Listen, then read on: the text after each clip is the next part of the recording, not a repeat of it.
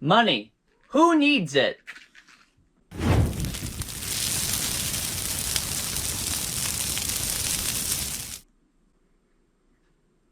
Not I. See, even though I'm a board game collector, I'm here to explore my other options for board games, which is why I visited my local Dollar Tree. Look at that. It's beautiful, isn't it? Inside here, I have a ton of various sorry selections that underprivileged children are probably being gifted by their uncles to this day. First one here is Chloroform's Monopoly. I guess that's the company's name. This is their analog of Monopoly, of course, so we'll see if it stacks up. Now, Monopoly, typically you can find used for $5. I saw this guy on Facebook Marketplace that had a pallet of them for $10. I don't know what the fuck his story was. So one of the disadvantages right off the bat is that the box is not resealable. You kinda have to destroy it to open it up. And inside here we've got a Monopoly board with some of the things missing. I wonder why that might be. You see, because this isn't just a board game, this is also an activity kit. The classic picture toy that sticks like magic. Trademarked. Don't use that shit or you'll get fucked up, my friend. Comes with some property cards and 2 chance cards and 2 community chess cards. I wonder how that works. It also, for some reason, includes 3 dice, so they're not skimping out on supplies for you. They'll give you an extra die just in case you lose it or something, I don't know. So the pieces you will be using obviously aren't going to be 3D. They're going to be stickers that you put onto white discs that you then use to move around the board. The weird thing is that they're not just stickers necessarily, because they move around on it. It's vinyl, so it will stick to it, but it can also be peeled off. In case you wanted to peel off the go to jail for some reason. I am still curious as to why there's only 2 chance cards when they bothered to print out every property card. Now obviously, real Monopoly heads like me will always go for the battleship as their piece. And the sticky part of the sticker has stuck to the back of the paper, which means essentially that it cannot stick. So I guess we'll just use that as that. As we saw with the knockoff board games, they're not going to do you any favors at all. You are popping everything out on your own, son. Totally thrown to the wolves. Even more weird is that the only chance cards they have that are actually printed are get-out-of-jail-free cards, but they still have a little deck. Ooh, I wonder what it'll be when I draw a card. I mean, it does have a card for every single property. It'd be quite difficult to play without it. But it would be quite difficult to play without chance and community chess cards. But that doesn't stop the people at Chloroforms. So, obviously, one of the problems with this is that Monopoly is quite a complex game, I guess is the word that's coming to mind. There are a lot of moving pieces to this, but for some reason, Hasbro tries time and time again to make Monopoly a portable experience. There are different ways in which they make it into half size or quarter size or keychain size, and it's totally impractical. One of the things that also seems to be an issue is that the houses and hotels, while they are made of that vinyl stuff, they fit in such a way on the streets here where it would not be able to fit up a whole thing. I guess you could do it like this, where you put them right on it, like that. That's what they do on the box. But, like, why do this? You need to play Monopoly, like I've said, but you need to put down each of the individual railroads. There's like a weird film on the back of that. It's not quite vinyl, not quite sticky. It's, shitty. But as I was saying, go for a thrift store option. You do run the risk of having some missing pieces when you buy it, but even buying 2 copies of Monopoly from the thrift store to make sure you have all the pieces is cheaper than buying a new copy, and also would give you a complete experience. This here, I mean, there is an advantage to it just being $1.25 or $1.35, thanks Hokel, in that if you lose a piece, you can just buy another one. And I guess if you were desperate to, you could make this work. But this feels like something that a prisoner would buy out of commissary to keep them entertained, not like an actual source of entertainment for civilians. The tiny money is kind of cute, I guess, because they've cheaped out. There's no banker slot or anything. You're just kind of just doing it raw. Hi, kitty. I mean, obviously this is going in the trash for me, but the tiny dice are kind of cute. And you know what? I would pay $1.35 just for those dice, so it justifies its value in that. Oh, there's instructions here. Okay, chance and community chest. When you land on one of these spaces, roll 3 dice. Do the chance and community chest task that matches to what you rolled. For example, you land on chance and roll 8, your task number 8 on the chance list to go to jail. So where's this chance list? It literally doesn't exist, so the game is incomplete. Also, this is a pretty terrible way to implement chance and community chest cards. If you know anything about how dice work, you know that it is more likely for certain number combinations to come up than for others. It is not an even distribution of all possible numbers. It is more likely for numbers in the middle of the pack to come up more frequently than numbers like 3 or 18, because there are more combinations that can make those numbers. I brought out the full-size Monopoly here as if you guys didn't know that Monopoly exists. Yep, still the same thing. Just a shot for you. Our next one here is for the kiddies out there because they made Monopoly Junior, a simplified version of a simplified version of Monopoly. In case the original Monopoly was just too mature, Parker Brothers finally has an answer for us. So this version obviously is incomplete, but I know how the game works. It's basically just Monopoly, but smaller. It's confounding because it is still Monopoly, just smaller. They have smaller dollar increments and lower stakes, so instead of going to jail, you go to lunch. I guess you have to roll a 6 to get out of lunch with your uncle or something. There's some implications there. So there it is. Just less spaces than the original.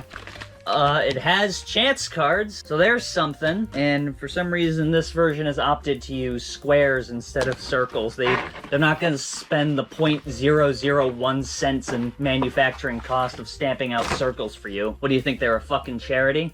This one's a bit more hardcore than the Monopoly Junior I know, because you're just straight up going to jail. Granted, there are a few different versions of Monopoly Junior, so this version here doesn't even have any mention of lunch or jail. It's just loose change, which is basically that house rule of Monopoly where you put money in the middle. Sorry, I'm an idiot and I was looking at the wrong corner. Apparently their equivalent to jail is going to the restrooms. And what's unsettling here is that this boy doesn't look like he wants to get yanked into the restrooms here. I'm not trying to make jokes, I'm lying, I am. What's interesting about this is that it doesn't have dice at all. It's a travel version of it. So instead of dice, it has a spinner. Instead of chance, it has a chance spinner. I think that this is already better value than what you're getting here. But prove me wrong, Hasbro. Prove me wrong. Yeah, now I'm confused. So instead of buying houses and hotels, you're buying miniature clones of yourself to put on go-karts. What is any of this? Okay, well obviously it's been a minute since I've played Monopoly Junior, but this, the only thing that's cool about it is the little die. So other than that, I think this game should a little die, as in die. And not little, in like an extremely violent way. Well, this one doesn't even have different denominations of currency. We just got ones here.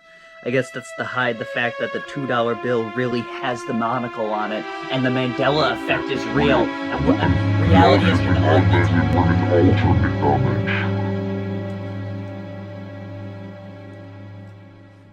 We got a lot of these to go through, so let's kick up the pace a little bit. Next one here is Trouble. Now, this is their analog of Trouble. Unfortunately, this copy of Trouble I have seems to have been plucked straight out of Fallout here. It is not looking so good. So I will stop showing off and use a more recent copy of Trouble, the 1990s edition. One of the appeals, question mark, of this game is that it's all plastic. You got your little Trouble piece, and you're moving it into pre-cut spaces on a plastic board. There was a point where they tried to cheap out, and instead of having the peg go in the hole, they had it go over a little nub on it, And I think that design caused about 4 suicides, so they quickly pulled that and replaced it with the design we all know and love. Another key feature of Trouble, besides being a worse version of Sorry, is the Pop-O-Matic, where it'll only roll 2 numbers at a time, because the die in Pop-O-Matic kind of suck. For this one here, since, you know, it wasn't in the budget of $1.35 to have a Pop-O-Matic, there's just a little zone to roll the die in. Yeah. This one has the weird feature of Trouble that I don't even know how it works, where it's a little teleportation warp zone, where this will take you to the end of the game or some shit like that. I think it's actually like the railroads in some versions of Monopoly, where it'll take you from one railroad to another. Again, I don't know why they feel the need to have it so you stick it down yourself. Like, is this fun? Is this fun for children to do some of the work before they get to play? Now, while they have tried to cheap out on a lot here, they have gone ahead and given you 4 pegs. There's a version of... let me get it. The McDonald's version of Trouble did a similar thing, except instead of 4 pegs, they only give you 3 of each color, unfortunately. But they made up for it by actually including a Pop-O-Matic here. And this was something they gave away for free. So maybe they did have Pop-O-Matic bucks and they just weren't telling us. You take a little peg, you drop the circle on the ground, grab another circle, act like nothing happened, hope nobody noticed your idiotic mistake. Yeah, you just roll the die. Of course it's going to go everywhere and not stay in the middle. 6. One of the things that's disappointing, I guess, is that they are using a stock die with pips on it, instead of the die that comes with Trouble, which has numerals on it. If you're buying this version of Trouble, beggars really can't be choosers, but I don't know. I don't think this is it, Chief. I feel like you might as well just break out the pens and pencils here and just use your imagination or play charades. I feel like I didn't emphasize this very well, that it is actually very unpleasant to try and peel off these vinyl sticker-esque things. It feels like you're trying to peel a scab off. Like there's resistance to it, but not a lot, and it simultaneously feels like it's too difficult to peel off and also not stuck on very well at all. Now, this is another one here, Sorry, and I'm not going to spend too much time on it. You know how Sorry is. It's just the same game as Trouble, just instead of dice, it's cards. They do come with every single card, apparently. They didn't skimp on that. It looks like a full, quote-unquote, experience, minus the pawns. Instead of the pawns, you use whatever they give you. They'll even let me have it. Oh, wow. Okay, so they didn't even give you the common courtesy, you know, when you're given rip-offs like these, to give you a little paper disc to put the stickers on. They expect you to just go like, okay, it's my turn. I got an 8.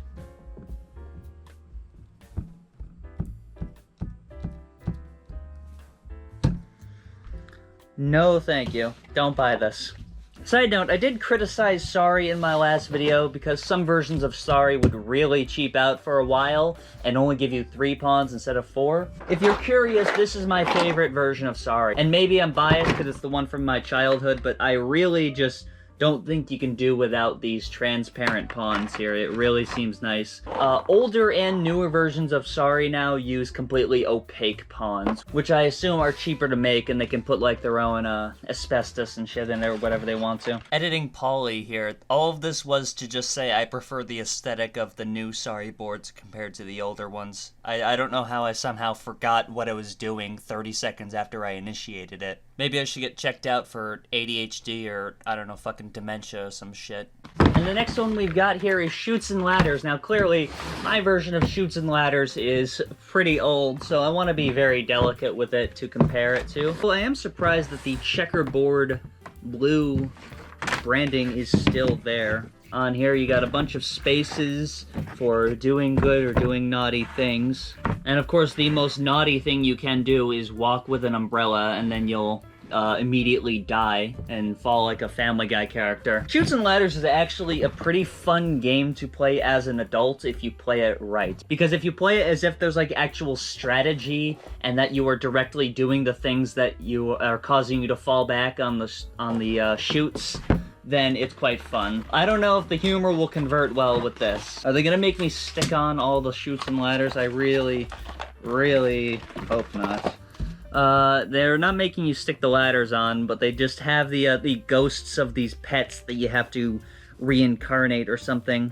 That's what it communicates to me. Maybe I'm fucked up. Well, we could only guess what that could be, so I'm gonna guess it's a box of condoms. Then you fall down and get pregnant. That's what you deserve for being a whorish harlot there, you little child. That's why I vote GOP, because I think all women that get pregnant should die. You know, that's why I followed this board games channel, was for the politics. This one is their analog of Candyland, which appears to have black mold on it. I should probably not be messing with this too much, but... You only live once, baby. I like how creative they got with the graphic here for getting stuck in the spot. It's just a black hole sucking you into the void, never to be seen again. One of the things that Candyland is pretty infamous for is taking a long time, which I guess I remember. It's been a minute since I've played it. I only own this version because it's old. But it doesn't seem like they've shortened the length all that much here, maybe by a bit. Another thing that's unique to Candyland, I guess, kids that are scared of math, is that it doesn't come with a die or dice. It comes with cards to move forward with. And this one has maintained the same tradition of keeping our kids illiterate.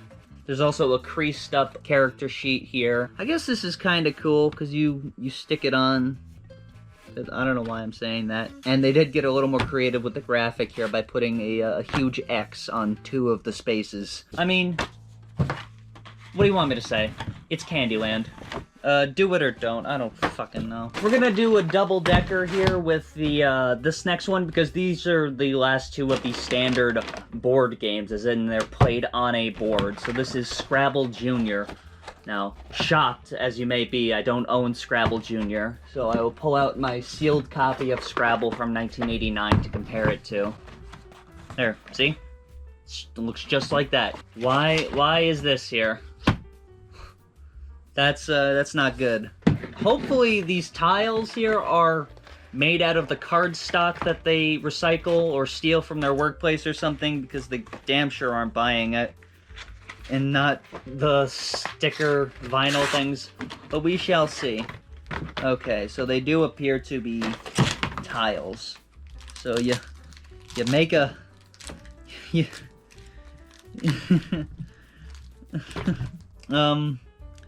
can make it work if you really want it to.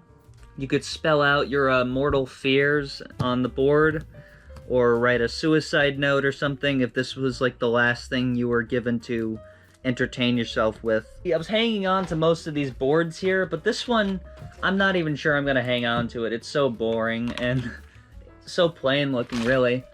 Something that's interesting with a lot of junior versions of games is that they will remove the math, but usually not the reading. So there's no triple word or double word or quintuple, double, super duple words or anything like that. You're just stuck with the vanilla grid here.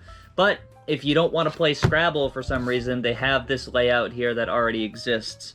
I don't know what the fuck I don't know, man. Like, why even... Wow, you're such an asshole. You're destroying children's games for a video. Listen, man, I feel like if you're giving these to children, you're the bigger criminal. I'm just saying. I'm just saying, pal. And if you disagree with me, then you can discuss it in the marketplace of my ass. Blue has a larger board, but it's oblong for some reason. As you probably know, like most board games, the board is square on Clue. So this is a strange change of pace. It also isn't a grid. It just has these little footprints to use. Now, one of the gimmicks they had for Clue, or Cluedo, for those of you that lived in uncivilized territories, is that they had physical props for each of the murder weapons that you could accuse other players with.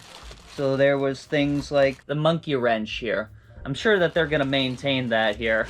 It's a completely superfluous detail, but I guess it's meant to kind of justify its own existence as a board game. There are things like that. The aforementioned Trouble having its Pop-O-Matic thing is basically its whole thing. I guess that's something that I'm kind of coming to realize here, is that a lot of these board games that have existed for decades really coast on gimmicks of having physical props or 3D replications of these items to play with, like in Battleship. Battleship fucking sucks as a game, but it, you have like the control panel, you feel like a goddamn dictator, you feel like you're in control. Now, because I don't know how to play Clue Jr., I don't know if these are the official ways or if they've made any changes to it. Although it seems they've changed the theme of murder to vandalism here. Which toy is broken, who broke it, and when? And then instead of writing or anything, you just kind of cross it off. The die here also is different from the other dies that we've seen thus far. It comes with some stickers that you stick on the die to make it have numerals instead of pips. I do remember back in elementary school, there were some kids that would go like, but, why bother having them learn that and just create a headache for the parent that bought this that's really desperate for cash, so that way they have to pop all the pieces out and assemble this for their kids. Why are you so fucking negative all the time? It also has only 2, 3, 4 yellow and a blank side, I guess, unless this is wrong. Maybe the yellow side is for like teleporting through secret passageways and the white side is just anarchy. I don't know. Who gives a shit, man? This pad of paper also reminds me with inexplicable specificity of the dumb way that Spin Master laid out the Deal or No Deal pad in the Deal or No Deal card game. See, in Deal or No Deal, the prize panel was set up in a way that was readable, so Spin Master said, fuck that. What are we, fucking gay? We're gonna do it our own weird way, for some reason. That created a huge mess. And now here we come to the more weird games. So these are games that don't really have a board. They have like a specific plastic build or mold or, I guess, I don't know what the word to use for it is. An apparatus that you use with it. With the first here being Guess Who. Now if you remember from my last video, I name dropped Guess Who as being available at Dollar Tree because it was meant to accentuate that Guess Who is pretty readily available. Unlike most of the board games, the pieces are self-contained in the entire thing. It'd be very hard to lose it. I mean, oftentimes you lose the cards, but you can still just decide which character you want to use and use it that way. It's really hard to mess it up, is what I'm saying. Although, looking at it now, it does kind of occur to me that one of the reasons why Guess Who is built like this is to maintain privacy from the other player. They're trying to guess what your character is. How are we going to do that with flat panels and boards? Well, let's find out.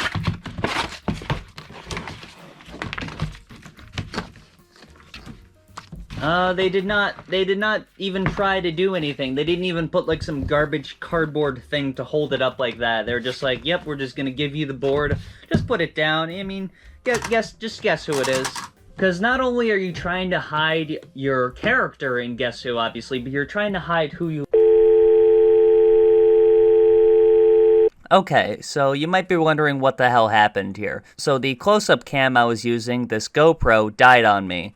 Now, normally that wouldn't be too much of an issue, except that I was also using it for audio. Now, you might be wondering why I was using a camera for audio, and the explanation for that was that I was actually also using an external audio recording device, but the Chinese labor quality has really waned off. Maybe they ought to whip those kids a bit more.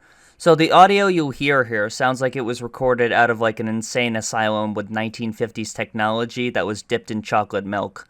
But I'm a purist. I'm not going to re-record the video and fake my reaction, so it is going to continue in the telephone quality audio here. And if you don't like that, then you can click the dislike button and then kill yourself.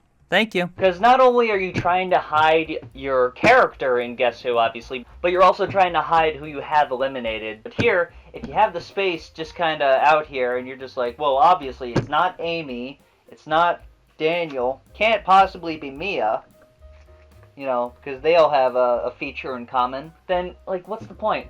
And even more egregiously, they have these little halos here, right, that you're meant to put around your chosen player. So I guess the idea is you hold it like this, but these vinyl stickers don't stick well enough.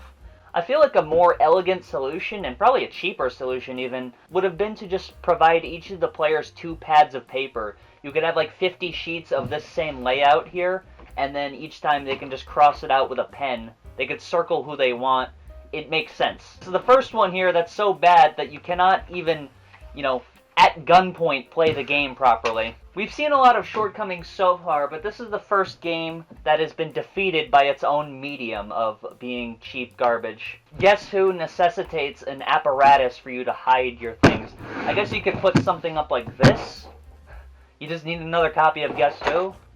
I don't know, man. If it doesn't come complete out of the box, then, why are you even buying the dollar store version? Just buy a thrift store version. Now, for some reason, a lot of these chloroforms games seem to be going for a younger age demographic. This is the analog they have of Hi-Ho Cherry-O. Now, this is a good game for very, very young children. It's meant to teach them math, essentially. And also, there's no strategy, it's just a spinner. So it's a game you can play with a 3-year-old where they actually have a decent chance of winning. What's funny is I see a lot of people criticize kids' games that just rely on chance as the main vehicle of the game, but it's like, what are you going to play with a 3-year-old? Fucking chess, you dickhead? You spin the spinner, and you get to pick your cherries based on how many that are there. If you land on the dog, then you die instantly. In real life. It's a very good game for children, and it's kind of cute, and it's kind of fun. It's not a game you can really enjoy ironically as an adult like you can with Chutes and Ladders, but I digress. So yeah, it's the same peel and pick thing. Yeah, I can already tell this is not gonna work.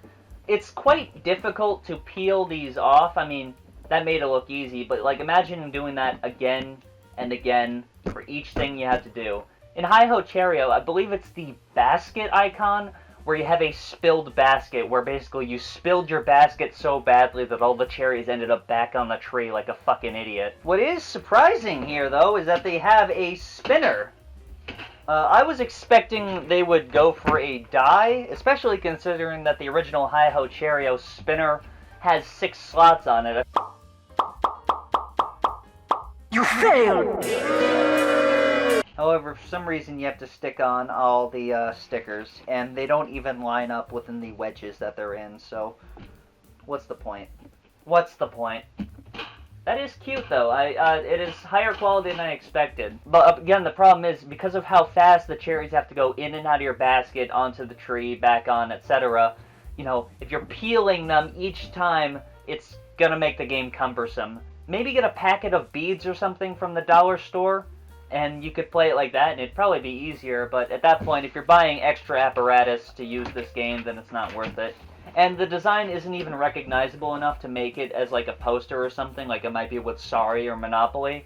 So yeah, this is another dud from me. But the only possible reason, I guess, you could consider buying this is if you somehow buy a copy and don't have the spinner for it. It's close enough to the branding where it'll blend in, and, some people that might not know better would actually think that that was the official spinner. And the next one here is Connect 4. Now, as you can already tell from the outside here, they've not tried to create a mechanism where the checkers actually fall down. You just stick them to a board. And apparently these checkers defy the laws of physics. So it's not even really Connect 4 anymore, and it's just Go. Just instead of 5, it's 4. I mean, the Connect 4 setup is probably the most simple, as comes with plastic garbage, because I don't use this version very often. You just kinda stick these on, flip the tile, and you're ready to go, man. You are bang, bang, bang, bang.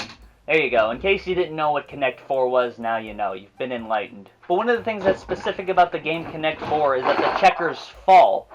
Whichever column you go down, it has to go down to the lowest one that's on there. But it seems like they've tried to erect some sort of cardboard, sad garbage monstrosity here. So let's take a look. Oh, well, that was something I didn't expect. This is I guess that does make sense, because then it doesn't have to be stuck on both sides. I feel really stupid right about now. I'm genuinely pondering to myself, maybe I should get my life in order. You take a checker, and if you're honorable, you will put it on the bottom here, like that. But maybe you have an asshole friend that'll be like, oh, well, I'm gonna go here. And if that happens, then you should immediately kill them. I guess if you were, living in Pakistan or something, and needed a solution for Connect 4. But you might as well just break out a checkerboard or something and just place it on there like that, because this is just sad, man. You just look poor doing this. And, yeah, that'll happen. And the final chloroforms thing we have here is Battleship. Now, Battleship is pretty proprietary here. You need this plastic control panel to play it. It has to be private, because the whole game, even more than Guess Who, hinges on the opponent not knowing what's going on in your little secret zone here. They could not get away with just giving you 2 pieces of cardboard and you're like, yeah, just stick it on. I like how exasperated this man looks at him losing his Battleship. Oh my god! That's why he kicked the wife and daughter out to do dishes in the kitchen. Okay. Yep. Okay. So it kind of has these fake paper legs here, similar to Connect 4. You know, where it gives it the illusion that it could kind of stand up on its own, like FDR. There, it's there. No one's seeing through that shit there. So you peel off your Battleship pieces, and then you place it down, right down onto your grid. Just like that. I guess this is the most functional, because unlike Hi-Ho Cheerio, you were only using the pieces and placing them down. You're not really picking them up until after cleanup. But, I mean, I feel like after playing through this once, it's like, I wouldn't want to bother doing this again. I'd just buy another one. Battleship's a pretty weak game, too. I mean, it's entirely hinging on the theming here. So if you buy into the theming and really play into a character, you can kind of have some fun with it at its expense. But as a game itself, I mean, it's very tedious, it's not very strategic, and it's just fucking boring. Now, I did say that's the last of the chloroform games, but I do have a few other board game adjacent things here. Now, this is left, center, right. This used to come in a little tube to actually keep all the game pieces together, but Spin Master here decided that that was too good for you, so they got rid of that, and it's just dice here. Now this game is extraordinarily complicated. That's why they have an instruction booklet here that's the size of a something that's small. Now basically how this works is that it's like sex dice where there's different combinations of things to do. 3 dots is what you're going for. Each player in the game gets a certain amount of the chips and pass them to your left, to your right, or in the center. And the person that ends up with all the chips is the winner. There's no strategy, so I guess it'd be a good game for someone that's mentally retarded, or a child, or a mentally retarded child. But, I mean, I don't know. I know that there's some people out there that have some fun with this, kind of like Yahtzee or whatever, if you get like really into it and really excited. But it's not a game that I'm really into, man. I'm not even going to hang on to this. It's just going to go right in the trash, frankly. And it's only now occurring to me that Dollar Tree is really going for a niche market, actually, ironically. You know, selling these cheap equivalents of board games for $1.35 a piece. You know, I guess it's meant to appeal to the bargainer, but a board game that is fully complete and official and intact at a thrift store is usually between $3 to $5, $10 if they're fucking pirates, but there's only so much compromise that people will take. I mean, even in official board games, you know, when Sorry removed a pawn, people went fucking ballistic. Oh my goodness. And this is Checkers here. You couldn't identify this in a police lineup, it's so sad. And speaking of police, if you guys thought I was exaggerating before about the Monopoly feeling like something you'd get in police commissary, you know, just something to shut those prisoners up for 2 hours or so, this really feels like, you know, it's forced upon you. Even at $1.35, this feels offensively like a ripoff here. Like, you could have gotten some cardboard together and printed a board, man. I'm almost surprised that they printed it in color. The checkers here look like bottle caps. There's nothing on the bottom here. You can't flip them over to make them a non-king or something. All of them are automatically kings.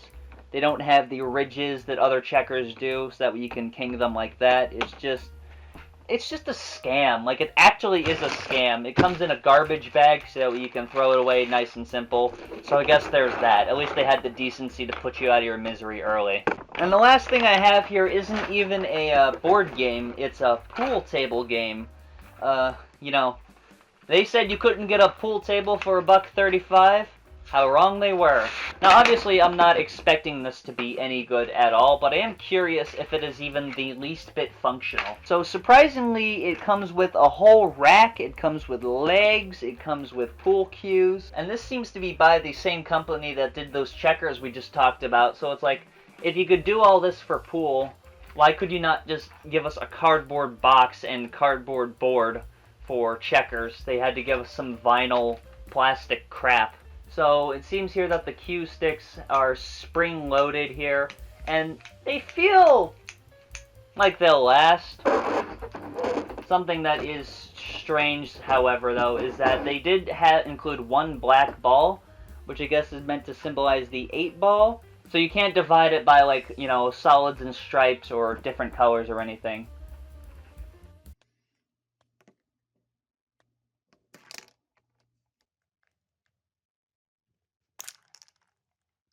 It might be because my expectations were non-existent, but, like, it feels like a neat gimmick. It's not anything like pool.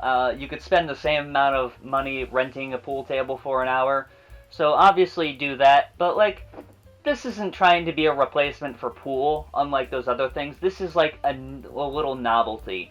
And so as a novelty, I'll give it the honor of not being thrown directly in the trash. I will put it on top of my board game shelf to admire and say, huh, that's a funny thing that exists. I think you guys have had enough. I think I'll dismiss you from this hour of torment or however long the video is going to be. It took a longer time for me than it did for you, so at least there's that.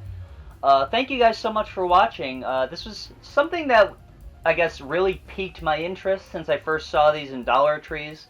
Like, fully paper, fully disposable, why is that in quotation marks? Versions of board games that, you know, are meant to be thorough, enjoyable experiences. I suppose it's a neat little alternative if you are in a really niche market that needs a brand new board game to go and write in the trash for $1.35. But other than that, I don't really see the purpose these fill. I mean, they do fill the shelves at Dollar Tree. I don't see anyone buying them in comparison to the other cheap garbage toys that come from China there. So, you know, maybe the public isn't so easily fooled by these attempts at highway robbery, because that's really what they are. They're basically promoting on the front of them the full experience of a board game in this tiny package, and they just aren't that, simply. But thank you so much for watching. It seems I can't get a video done without a camera dying, so we'll see how long that lasted. I hope you guys come back for the next video. Goodbye.